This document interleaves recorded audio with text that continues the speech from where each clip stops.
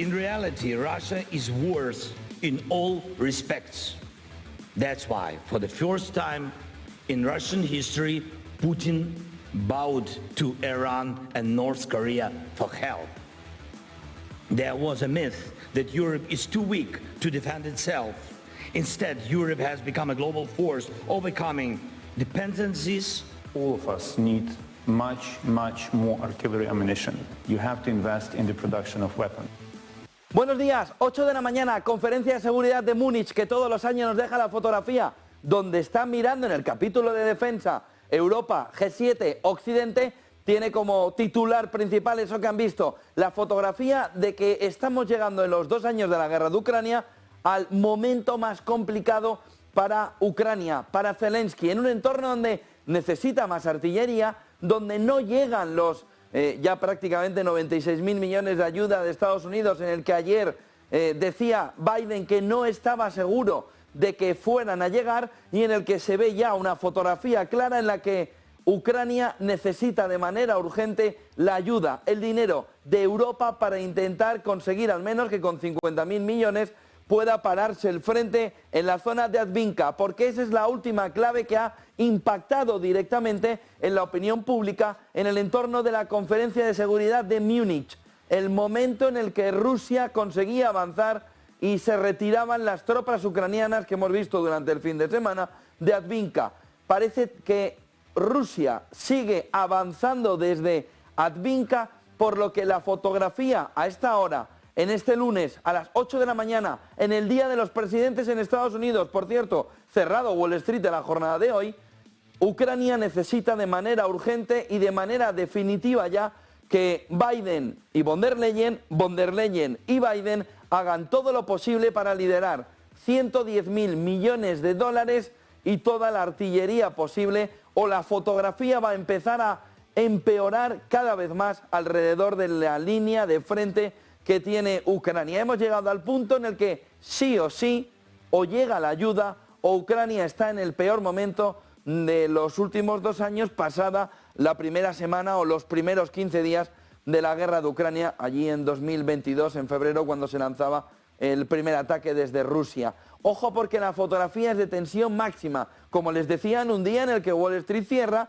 y un día en el que conocemos esta fecha límite para que se liberen los rehenes, una vez que en la guerra de Israel y Hamas, Israel empieza a entender que con el inicio del Ramadán viene un momento en el que, como se va a frenar todo, necesita antes la liberación de rehenes. 10 de marzo, lo ha dicho esta madrugada Israel, o se liberan el 10 de marzo o entrarán en Rafah. 1,5 millones de gazatíes se encuentran en la ciudad, y la alerta internacional, sobre todo de Naciones Unidas, viene contra lo que podría ser el movimiento más complicado en cuanto a derramamiento de sangre desde el inicio de la guerra entre Israel y Hamas, después de aquel fatídico 7 de octubre. Ojo, porque la fotografía deja ahora mismo una imagen clara de que 10 de marzo es fecha límite, que a partir del 10 de marzo hay cosas que ya no se podrán tirar paso atrás. Fecha límite para que Hamas libere rehenes, o la entrada en Rafah, dice Israel, va a ser imposible que no se produzca. Aunque otra de las protagonistas del día es ella.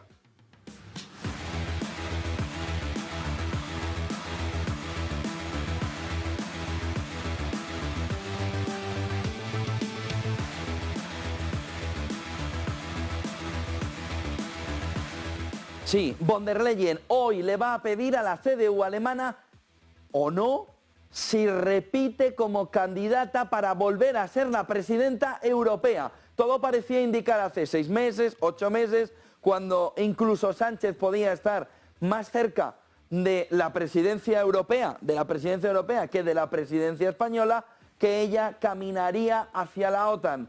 Hoy las dudas son enormes sobre si von der Leyen quiere seguir siendo la presidenta de todos los europeos, una vez que todo parece indicar que en las elecciones de este año europeas, la derecha, liderada sobre todo por la CDU alemana, tiene más opciones de conseguir revalidar esa presidencia europea a través de ganar las elecciones.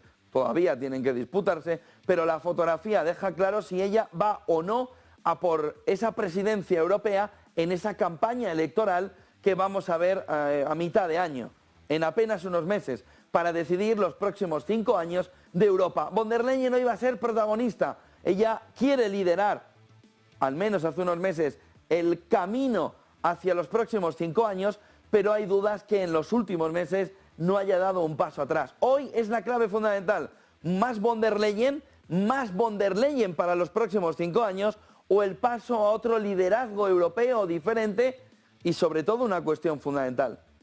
¿En quién se apoyaría Von der Leyen en el caso de que Europa vote este año un gobierno de derecha o extrema derecha, alineada a la derecha, y que deje a Von der Leyen ante la tesitura de que a quien está continuamente diciéndoles te bloqueo los fondos europeos, en la versión ampliada italiano-española, francesa, unida a esa derecha, tenga que apoyarse en ellos para conseguir seguir siendo la presidenta europea. Por lo que la fotografía va a ser complicada a partir de verano, pero hay que entender a partir de hoy si Von der Leyen quiere seguir siendo la presidenta europea, si Von der Leyen le pide a la CDU hoy, que tiene la reunión, ser ella la que sea la cabeza de lista europea de la derecha europea.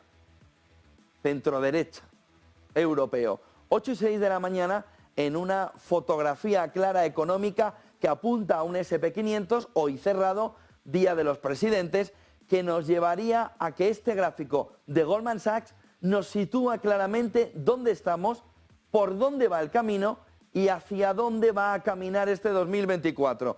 Dice Goldman Sachs en su forecast, en su previsión del año, sube al cierre de 2024 la previsión del SP500 hasta los 5.200 puntos, un 3,6, 3,7 respecto al cierre, prácticamente un 4%, respecto al cierre del pasado viernes. 5.200 puntos, alineado, llevado de la mano, con el impulso, sobre todo, de 5 de las 7 grandes, con el impulso de las magníficas, con el impulso de la tecnología, con el impulso del sector tecnológico, con el impulso de la inteligencia artificial, para mantener durante 2024 al SP500 en un entorno que supere los 5.200, que supere los 5.000, que se establezca en el entorno de los 5.200 puntos, que sería histórico un cierre en esos términos, después de haber elevado el objetivo del 4.700 al 5.100. El mercado baila hoy sin tener opción de bailar en el mercado, porque está cerrado Wall Street por el Día de los Presidentes, alrededor de este gráfico.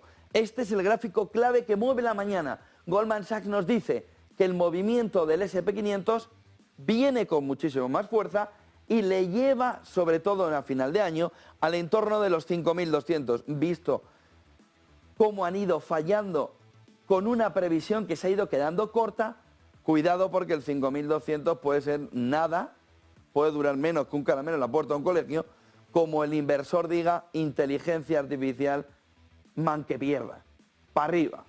Y en ese entorno, cuidado con la fotografía de Goldman Sachs, que viene alineado a este otro gráfico de Bloomberg, que publica Bloomberg esta mañana, en el que dice, cuidado, porque la tecnología y sobre todo Estados Unidos es el elemento fundamental que mueve la estructura del mercado. Está comparándonos Nasdaq en blanco, CAC 40 en azul, DAX en violeta, en naranja, FTSE 100. Poco hay que añadir. No hace falta decir mucho. No hace falta. Solo miren el gráfico y vean lo que está diciendo Goldman Sachs en el gráfico anterior, alrededor de un SP500 en el 5.200, impulsado por la inteligencia artificial, y vean ahora mismo el comportamiento diferencial. Europa tiene un problemón. Europa tiene un problemón, porque ser vasallo económico de Estados Unidos tiene esta consecuencia. Y es que el inversor dice, ¿para qué quiero la copia? Si puedo tener el original y a todo color. Me voy a Estados Unidos, compro Nasdaq y me pongo ahí a disfrutar como un enano. Venga para arriba, y venga para arriba, y venga para arriba, y venga para arriba. Y quien dijo, no, mejor el entorno Von der Leyen, también para el mercado, pues tiene aquí disfrutando la miseria, en un entorno en el que se ve claro tecnología, Estados Unidos, tecnología, Estados Unidos, tecnología, Estados Unidos, tecnología, Estados Unidos. Y aún vendrá alguien a decirnos, no hombre, Europa. Dice, Europa, lleváis 10 años diciéndonos que Europa va a ser su año. ¿Qué año? ¿El 3200? No puntos, sino el año. Venga, hombre. Miren el comportamiento gráfico de Bloomberg que alineado al anterior alrededor de lo que está sucediendo con la previsión de SP500 para el 2024, con el Nasdaq, tal y como lo ven, sobre todo desde finales de octubre. Esto es un festival. No, es que prefiero los que están con menos valoración. Bueno, pues hacer lo que quiera, disfrútalo luego. Pero la fotografía clara está en un repunte importante. La duda china. Se ha acabado el año nuevo lunar, el año del dragón, del nuevo dragón. Gasto en China durante el nuevo año lunar 88.000 millones de dólares. Échenle ahí. 88.000 millones de dólares. Un 47% más frente al nivel prepandemia. Lo que lleva a que esta mañana sí que hay una parte de inversores que digan hacia China. Y hoy, que ya han empezado a toquetear el ordenador los inversores extranjeros, ya se ha empezado a ver un movimiento claro de que China, si estos son los números, ahora sí, dentro de un entorno de recuperación, después del shock inmobiliario, después de la sensación de que la demanda interna china no terminaba de despegar, ahora sí que la demanda interna china empieza a generar cuerpo y empieza a despegar. 47% más 47% frente al nivel prepandemia en el nuevo año lunar chino. 88.000 millones de dólares. Vamos, como una moto van los chinos, económicamente hablando. Semana, ya saben que hoy día de los presidentes, ahí lo tienen el lunes, cerrado Wall Street. Actas de la reunión de la Reserva Federal las conoceremos el miércoles, en un momento donde la semana pasada conocimos dato de inflación, peor de lo esperado en el sentido de inflación más alta de lo esperado. Tuvimos el dato también de IPP, tuvimos el dato de ventas minoristas, todo mal. Pero mal porque lo que nos lleva es que a la Fed va a seguir diciendo más alto, más tiempo, más alto, más tiempo, más alto, más tiempo. O rompe por el empleo el conjunto de la economía, o aquí el ciudadano de a pie dice, a mí hasta que esto reviente, pero yo sigo gastando. Mientras haya empleo, a gastar. Mientras haya trabajo, a gastar. Tasa de empleo en Estados Unidos en tasas históricas.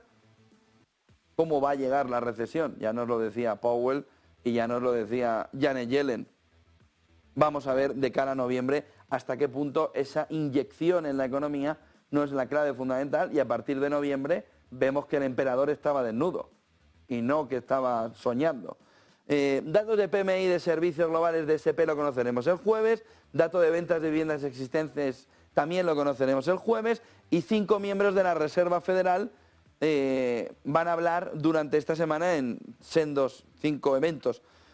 Más o menos el 15% de las empresas de SP500 van a acudir al inversor para reportarle beneficios, con lo que tenemos una semana más tranquila que la pasada, sobre todo FED el miércoles, con esas actas de la Reserva Federal y sobre todo con la tranquilidad de la jornada de hoy, con el festivo cerrado en Wall Street. 5 claves del día. Ya han visto una fotografía inicial. Zelensky, Ucrania, momento decisivo, o es ahora, o ya está diciendo Zelensky, no llegamos.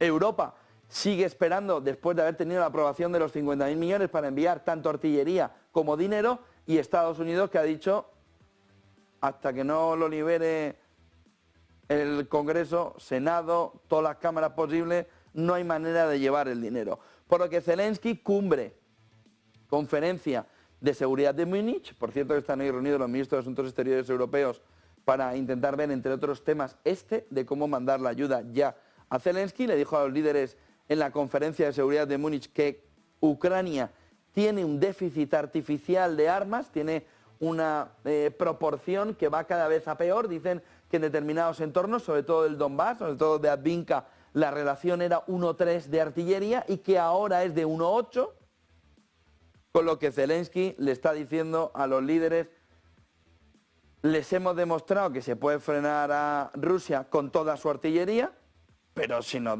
quitan la artillería, ¿cómo vamos a frenar a Rusia? Y eso nos deja el que estamos llegando en los 2 años de la guerra a un momento crítico. O se actúa al lado de Ucrania o la fotografía, muy bien marcada por la presidenta Estonia durante el fin de semana en la conferencia de seguridad de Múnich, es que Putin va a ver que ha doblado el brazo, sobre todo a Europa, pero que le ha doblado el brazo en el pulso. Por lo que, punto principal geopolítico, alrededor de lo que está sucediendo en la conferencia de seguridad de Múnich, ese déficit de armas que no por muy repetido por Zelensky está consiguiendo el objetivo como otras veces. No parece que las armas estén llegando en el cortísimo plazo con el riesgo, con el peligro que tiene ahora mismo para Ucrania en la línea de frente, porque como les decía antes, toda la información que nos llega desde el frente estaría alrededor de que Rusia sigue avanzando en Advinka, hacia fuera de Advinka, para coger más terreno. Wang Yi, Exteriores de China, ministro de Exteriores de China, afirmó que los países que intenten dejar fuera a China del comercio mundial cometerán un error histórico. Señalaba directamente a Estados Unidos alrededor de cómo no se puede partir definitivamente el mundo en dos, porque las consecuencias económicas para todos serían gravísimas. Y tenemos el gran debate abierto por Trump hace una semana, no este fin de semana, sino el pasado, sobre cuánto dinero te gastas en el entorno de la OTAN. El ministro de Defensa, Pistorius, de Alemania, dijo que el objetivo del 2% de la OTAN es solo el comienzo. Y dijo, probablemente necesitaremos más del 2%, sobre todo para generar una industria que te la has cargado durante las últimas décadas. No Pistorius, todos los gobiernos europeos. Con un mensaje que ha corrido como la pólvora durante las últimas décadas y que es uno de los grandes errores históricos del conjunto europeo. Las guerras son cosa del pasado. Ya no va a haber guerras. Fue un enorme error que una parte de la izquierda consiguió meter en la opinión pública y que tanto izquierda como derecha se creyeron. Ya no va a haber más guerras. ¿Para qué quieres una industria de defensa? ¿Para qué quieres fabricar munición? ¿Para qué quieres? Pues ahora le estás viendo las orejas al lobo. Y ahora la carrera, Pistorius lo está diciendo, no parece que sea del 2%. Sobre todo en el corto plazo. Y sobre todo después de lo que dijo Trump. Oiga, que tiene que venir Estados Unidos a defender a Europa. Pues miren dónde están los 60.000 millones ahora mismo para Ucrania. Con lo que, si no está siendo Europa suficientemente inteligente, que es probable que no lo esté siendo, para entender el mensaje de Ucrania sobre que Estados Unidos puede dejarte tirado en cualquier momento por lo que sea. Oye, que ahora ya los 60.000 millones no los queremos dar. Miren cómo está Ucrania. Miren quién está dentro de Advinka. Miren dónde está la contraofensiva. Miren que hemos visto que si los tanques, que si los aviones, que si los F-16, que si los dejaba Estados Unidos, ¿dónde están? Era opinión pública y opinión pública, pero no ha sido realmente por parte de Estados Unidos un salto hacia adelante de hechos, hechos, hechos, hechos y más hechos. Salvo en el caso de Israel, donde los hechos son claros y la respuesta de Estados Unidos es muy rara, es muy clara. Mañana todo parece indicar que va a votar en contra en el Consejo de Seguridad de Naciones Unidas sobre un alto el fuego humanitario, otra vez Estados Unidos. Salvo esa visibilidad, Europa debería entender que el mensaje del 2% es de otra época. Si de verdad Europa quiere defenderse, tiene que hacer un plan inmediato en el que ponga en marcha todo un proyecto para mejorar la independencia en cuanto a defensa de Europa. Y eso no es un 2%. Eso es quitar mantequillas por tanques. Oiga, ¿y cuántos tanques y cuántas mantequillas? Pues ya lo dijo Borrell hace un tiempo. Todos los que pueda. En este entorno el 2% es una broma de mal gusto. ¿Pero qué 2%? Si te tienes que defender. Si has desmontado tu industria de defensa europea. Si Francia está diciendo, no hombre, no nos gastemos el dinero fuera de Europa. Si hay que construir artillería, si hay que fabricar artillería, que sea en los bordes europeos. Si hay que hacer tanques, que sea en los bordes europeos. Y claro, le están diciendo el resto. ¿Y dónde los hacemos? Porque lo hemos desmontado prácticamente todo. En esa idea Flower Power que nos ha movido en los últimos 40 años de pero si vamos a vivir ya sobre la paz perpetua. Pero ¿y dónde están los responsables de todo eso? Hay que poner nombre a nombre quiénes fueron los figuras que en los últimos 40, 50, 60 años, sobre todo después de la caída del muro de Berlín, empezaron a decir, la guerra es cosa del pasado. No, tú sí eres cosa del pasado. La guerra ha existido siempre. Tienes que defenderte pudiendo, sobre todo, disuadir a quien quiere o está en tu frontera.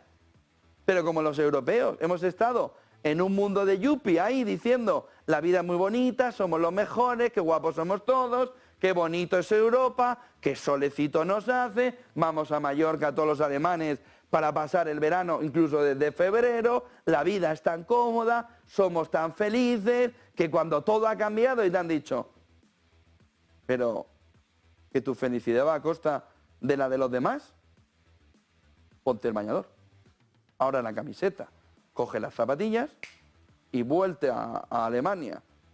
Y ahora empezamos a hablar. Entonces, esto de Pistorius de fin de semana de el 2%, dice, ¿qué 2%? No. Hagamos otra cosa. Boris Pistorius, pero Borrell también.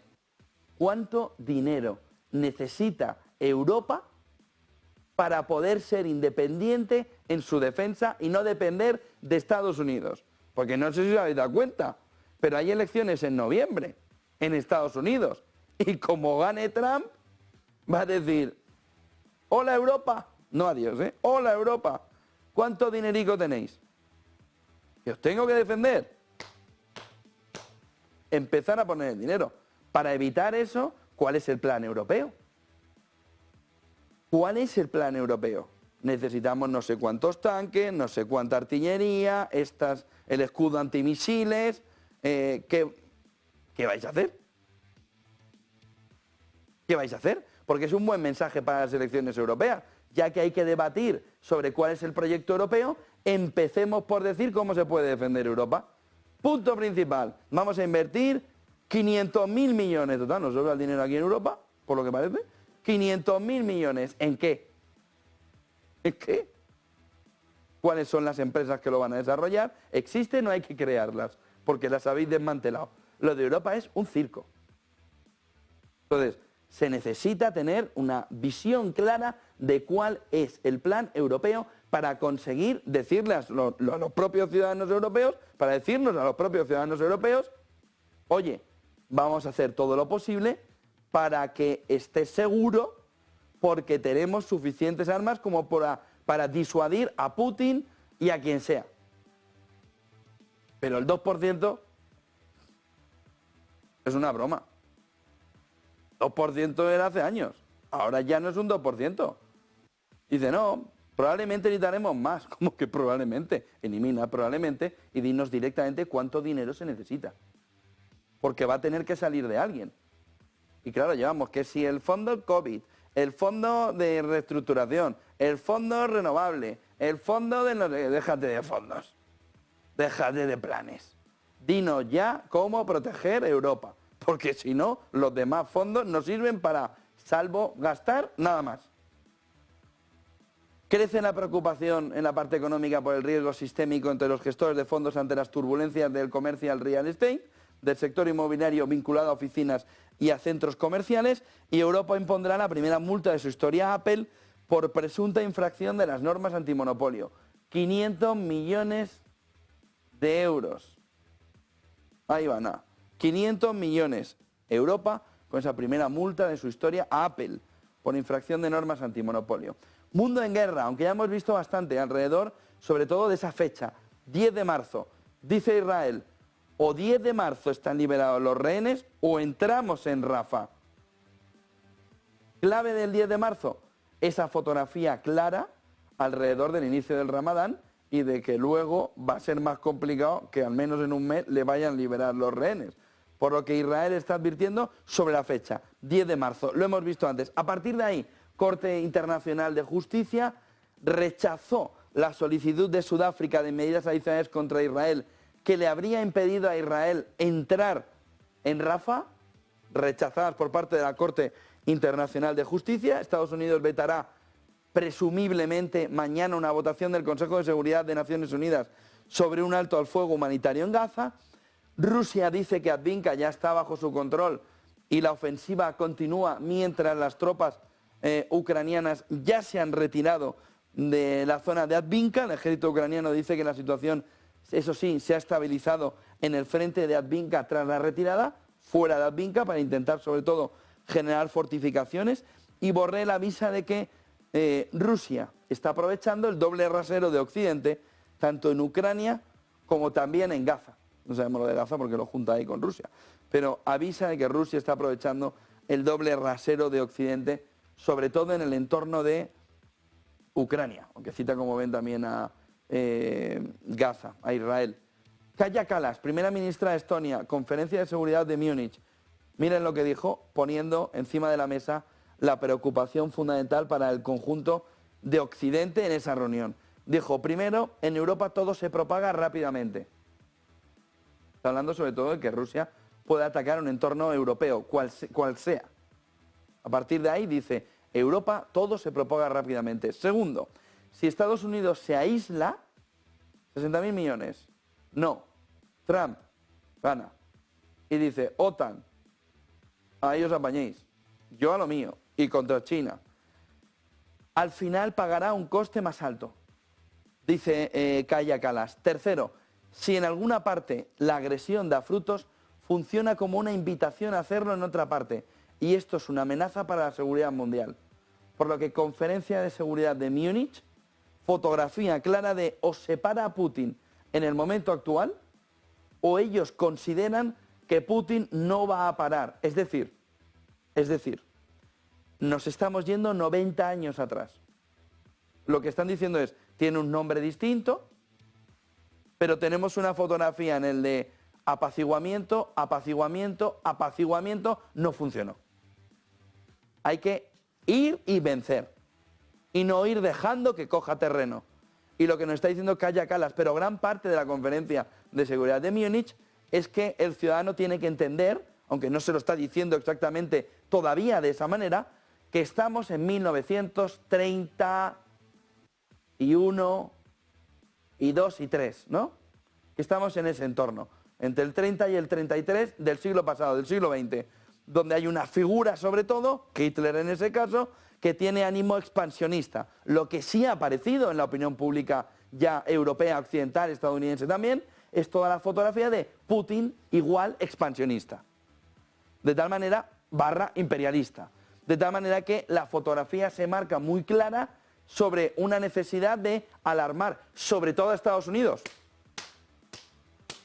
que es el primo de Zumosol en todo esto, que estamos ante una fotografía de hace 90 años llevada a nuestro tiempo actual, ya sea por realidad virtual, por la gafita de Apple o por lo que sea.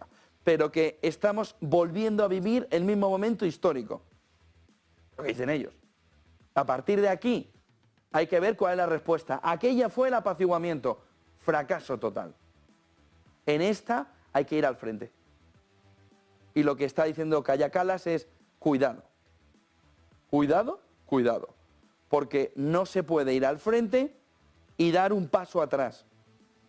Y lo que no se ha dicho, pero se ha dicho entre líneas en la Conferencia de Seguridad de Múnich, es, eso lo puedes hacer en Afganistán, eso lo puedes hacer pero como lo hagas aquí, se va a liar la mundial. Nunca mejor dicho. Por lo que no demos pasos atrás, decía Kaja Kallas y otros ponentes de la Conferencia de Seguridad de Múnich, alrededor de, vale, hemos salido a ayudar, hemos parado, se ha conseguido que esto dure ya 2 años, tiene que durar mucho más. Porque si no, la consecuencia es esta. Expansión rápida, Estados Unidos aislado al otro lado del Atlántico, y en ese escenario, cuidado porque, ¿por qué no hacerlo en más partes? Fíjense porque ayer la prensa a Biden le preguntaba al aire, esto que le van cogiendo, ¿no? Que va pasando y empiezan a gritar los periodistas, contésteme, dígame, diga, pero no sé cuánto, y él a veces pasa y a veces se gira. Pues se giró. Y dijo solo, tras ser preguntado, ¿no?, por ese corrillo de periodistas, si confiaba que la ayuda podría llegar antes de que Rusia de que Ucrania, pierda más territorio frente a Rusia. Esto no es Rusia, sino Ucrania. Preguntado si confiaba que la ayuda podría llegar antes que Ucrania pierda más territorio frente a Rusia, ¿está usted confiado? ¿Confía usted en que llegue? No lo estoy. Dando una imagen clara de que ahora mismo, después de esas midterm que parecían ser el mayor éxito de Biden, lo que han sido es la condena en el sentido de poder sacar adelante todo lo que él quisiera hacer al tener una división, sobre todo con el ala más trampista de una parte de las cámaras que le bloquea. De tal manera que ahora estamos en el punto en el que está el presidente pensando si lo llevo, no este, el de la cámara, si lo llevo, si no lo llevo, si tengo que pasar otros trámites, uy, es que ayer me miré al espejo y dije, espérate, estamos en eso. En lugar de decir, ¿votemos? No, votemos todavía no, porque claro, no está la ayuda de la frontera sur, no, el lío es descomunal. Y sobre todo es que no le queda nada a Biden. Es que no le queda nada a Biden para llegar a noviembre y en ese entorno de noviembre, ¿qué es lo que le va a decir al ciudadano estadounidense cuando tiene ahora mismo una fotografía ucraniana en el que cada territorio que pierde Ucrania se mira a Estados Unidos? Cada territorio que pierde Ucrania, advinca Estados Unidos. Pero la artillería, si te están diciendo que tienen 2.000 tiros para... Tiros, no tíos. 2.000 tiros, disparos, para 1.500 kilómetros de frontera. Pero si mi hijo con el fuerte tiene más armas en casa, de juguete. Pero si se lo está diciendo, no puede ser que en ese entorno no dé la ayuda según el G7, según Occidente. Por lo que puede dejar a Ucrania en una situación muy complicada. El sábado por la noche, informan varios medios estadounidenses, Biden llamó a Zelensky y le dijo que sigue peleando de manera total alrededor de liberar el dinero. Pero claro, a Zelensky es como dice, oiga, pues siga luchando, pero me lo da o no me lo da, pero es que no llega. Y ya no llega. Por lo que la otra opción, que es la que empieza a moverse en la opinión pública, es que Europa sea el basamento de la ayuda para Ucrania. Ya se lo dará a Estados Unidos como sea, pero no le dé 50, dele 110.000 millones. Y Estados Unidos, vía comercial, vía lo que se les ocurra, ya le dirá, toma 60.000 millones. Pero claro, a ver cómo se lo explicas a la opinión pública estadounidense. Que le estás dando 60.000 millones a Europa para que Europa luego, ¿de qué manera?, se lo dé a Ucrania. Pero cuidado, porque ya ni tan siquiera está confiado de que la ayuda vaya a llegar antes de que Ucrania, ahí está mal Rusia, de que Ucrania pierda más territorio frente a Rusia.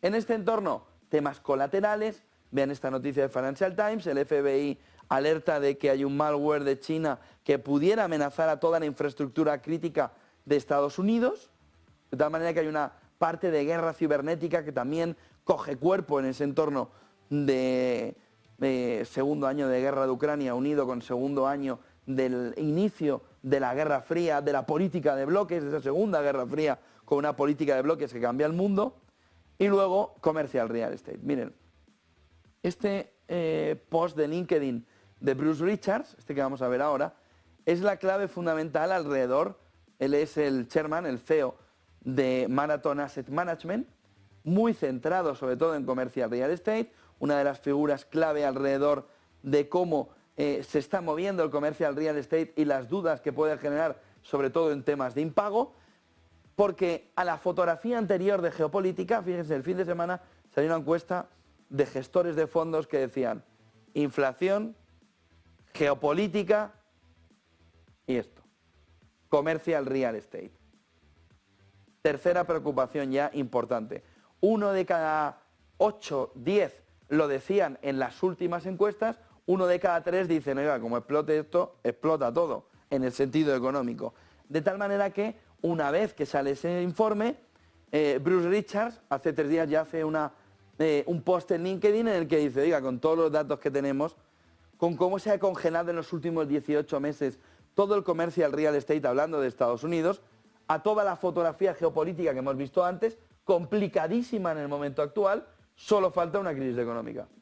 Un evento crediticio que impacte por la vía, en este caso, de comercial real estate, para terminar de poner esto patas arriba y de quitarle toda la razón al inversor que sigue diciendo ricitos de oro, ven a mí, en ese concepto de crecimiento, crecimiento, crecimiento económico.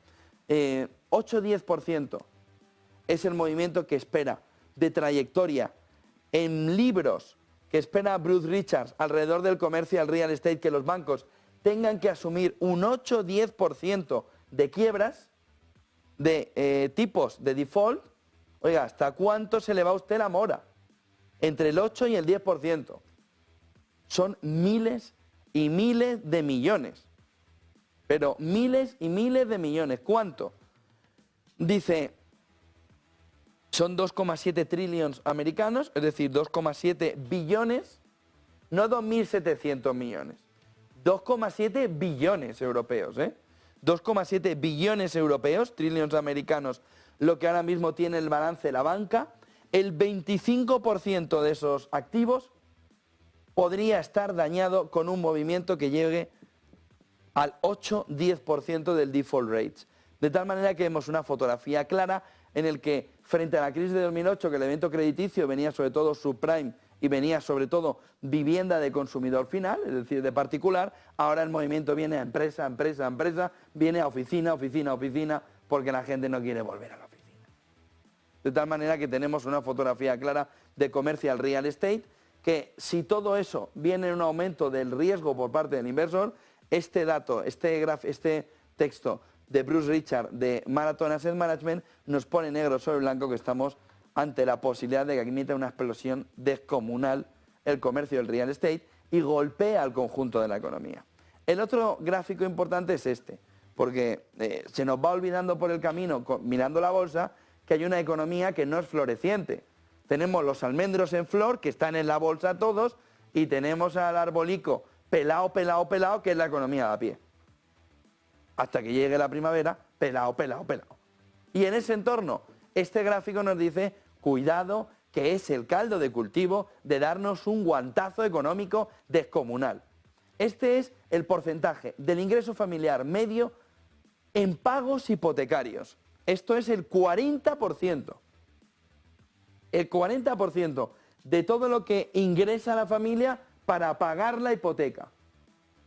En diciembre del 23, que parece que sea hace 200 años, pero es hace 2 meses, en diciembre del 23 debían estar en el entorno del 37%, con el pico tocado, sobre todo en la parte final de la curva de subida de tipos, en el 40%. De los ingresos brutos, 37% de los ingresos brutos para cumplir con las obligaciones hipotecarias. 1994, no se ve un momento igual. ¿Hasta dónde hay que irse? 1984 para ver un momento en el que el ciudadano estadounidense tuviera que gastar ese porcentaje del 37% para poder asumir el pago de la hipoteca, de todos sus ingresos brutos familiares. Miren el siguiente gráfico, que nos apunta también a cómo estamos viviendo un indicador de estrés financiero al nivel más bajo de casi 3 años. Lo cual para la Fed no es bueno. Gráfico de Bloomberg que nos refleja de una manera clara cómo, datos de Bank of America, el estrés financiero está en el nivel más bajo en 3 años. ¿Cómo puede ser con un entorno de tipos altos más tiempo? Más altos más tiempo. Y sin embargo el estrés financiero en el nivel más bajo de casi 3 años. Y el otro punto fundamental viene a través del ETF, del Black Swan, del cisne negro, que se ha desplomado un 99% después, gráfico de Bloomberg y noticia de Bloomberg, de que dijera que ese sueño apocalíptico que veía Morgan, Goldman y toda Bank of America no se cumplió. Mire dónde está, ha caído al suelo y se ha ido derrapando por el 0%. 99% abajo. Mire el siguiente gráfico, que nos lleva también a un entorno donde el banco, el crédito bancario se está contrayendo de una manera rápida, sobre todo con todos los commercial banks. Es decir, esto es malo para la Fed. Esto es malísimo para la Fed, porque ellos tienen los tipos altos, pero el crédito, aunque se está contrayendo, que esa parte es positiva para la Reserva Federal, sigue siendo en un entorno donde sigue habiendo una parte de crédito importante. Aún así, estamos al bordecillo, ¿eh? Se contrae por segunda vez desde 1974. Este es el cero, ¿eh? Este es el cero. Por lo que se está contrayendo el crédito bueno para la Fed, malo para la Fed, lo que estábamos viendo antes. En un crédito en el que todavía la fotografía está en que ese estrés está desapareciendo. Esto, la última vez que sucedió, fue durante la crisis financiera. Porque hay alguien que dice, oye, cinturón de seguridad un poco más flojito. No, no, bien abrochado por lo que pueda pasar. Miren el siguiente gráfico de Game of Trades, también era de Game of Trades, alrededor de cómo tenemos un aumento de los pagos por intereses personales, que superan los 550.000 millones de dólares. Otra salvajada descomunal. 550.000 millones de dólares. Dice, ¿está creciendo Estados Unidos? No está creciendo, se está endeudando como una bestia. Hogares y entidades públicas, pero esto no para. Los niveles actuales no se habían visto desde 1959. Estamos rompiendo todos los registros. Miren el siguiente gráfico, que nos marca también el repunte de la economía en B, en Alemania, en porcentaje del Producto Interior Bruto, al entorno ya del cerca del 11%. Los expertos estiman que la economía sumergida habría aumentado en 2023 hasta 463.000 millones de euros, reflejando que hay un porcentaje también de economía que se marcha a la parte B fuera del sistema. Miren el siguiente gráfico. El otro punto fundamental de este lunes, las elecciones de ayer en España, en Galicia, que empezamos el día con una portada en el diario El País, en el que el único que se jugaba algo era Feijóo. Pero la realidad no tiene matices. Los gallegos le han dicho al gobierno que pierde por aplastante mayoría. Y se lo han dicho a Sánchez, que ni tan siquiera tuvo la valentía de acudir a estar al lado del candidato al que le ha dejado allí solo y ha dicho, no, no, esto solo se lo juega Feijóo. Sí, sí, sí. Desastre, desastre. Pero nos hemos comido durante las últimas horas todo el discurso de la izquierda aquí en España también. Oiga, el único que va a las elecciones parecía que era Feijóo. Miren, el PP mantiene la mayoría absoluta en Galicia y el PSOE se desploma, dice el Mundo. No tiene matices. Y sobre todo, entra en una política peligrosa. Oiga, ¿para qué quieren las zonas donde hay regionalismos importantes tener al PSOE? El PSOE es una fuerza residual. ¿Para qué? Ya tienen al BNG, o al BNG, como lo dicen ellos, ya tienen a Bildu y a PNV en el País Vasco, ya tienen a Esquerra Republicana y a Junts en Cataluña, ya tienen a Compromís, puede ser en Valencia, ya tienen a MES en Baleares, pero ¿para qué quieren al PSOE? El error garrafal de planteamiento a futuro, para el partido, no para Sánchez, Sánchez es lo mismo. Y Sánchez solo se mira al espejo, y anoche ni eso. Anoche estaba la Moncloa ahí, el tapaico, Begoña, apaga la tele. Apaga la tele, que la gente está votando contra mí. Pero toda la maquinaria ideológica puesta. Desde las 8 de la tarde, todo le ha salido mal a Feijóo. Puede perder la mayoría absoluta. No él, sino su candidato, el del Partido Popular, pues toma mayoría absoluta, pero aplastante. Miren cómo lo pone El País esta mañana. El PP resiste con fuerza en Galicia y mantiene la mayoría absoluta. Pero ¿cómo que resiste con fuerza? ¿Y dónde está el PSOE? ¿Dónde está el gobierno de España que los ciudadanos gallegos le han dicho, por si hay dudas, 9 diputados residual, de 75, 9 para vosotros, de 75. Es decir, está llevando un proceso de ¿para qué voy a ponerme a tu lado? ¿Para qué te voy a votar si en el fondo tengo todas las fuerzas regionales? Pues a las fuerzas regionales, que no te preocupes, que ya te van a sacar todo lo que puedan y más. Por lo que la estrategia, aparte de servirle para estar calentito en Moncloa y que lo paguemos todos los españoles, para su partido, para el Partido Socialista, cuando no esté Sánchez, no sabemos cuándo, es la ruina. Es decir, es que el PSOE puede desaparecer, sin Sánchez. Es que el PSOE, después de todo lo que está haciendo, puede pasarle como le sucedió en Grecia, como le ha sucedido en Italia, como le ha sucedido en Francia. Fuera.